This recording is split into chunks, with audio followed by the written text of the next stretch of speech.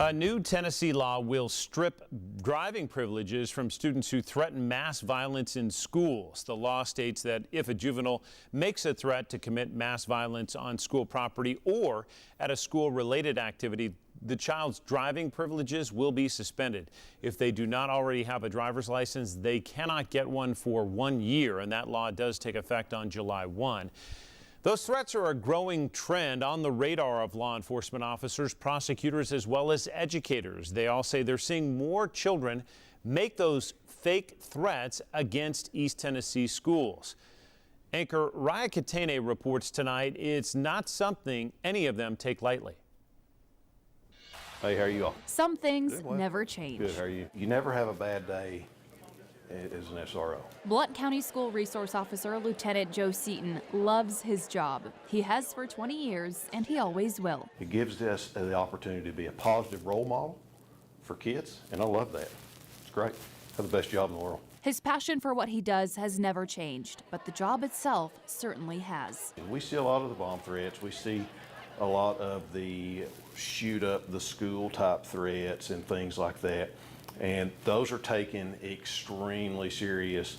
We don't wait, we don't hesitate. In today's world, social media makes it easier than ever to make threats of mass violence. That includes students making threats against East Tennessee schools, day or night. Typically, it's a student kind of lashing out saying that something's going to happen or something's going to go down at the school, or they'll take a photograph of themselves with a firearm, saying that people are going to pay for mistreating them. Blount County District Attorney General Ryan Desmond says once the threat is made, the response is serious and swift. The first step is determining if the threat is credible. Immediately, law enforcement is going to respond to that person's residence. You're going to pull social media records. You're going to probably do a search warrant on the child's phone to get all the information off the child's device. The child, if it's shown, did actually send the communication, is probably going to go into custody pretty quickly. It's something that we deal with frequently enough that it takes up quite a bit of our time, and it creates a lot of traumatic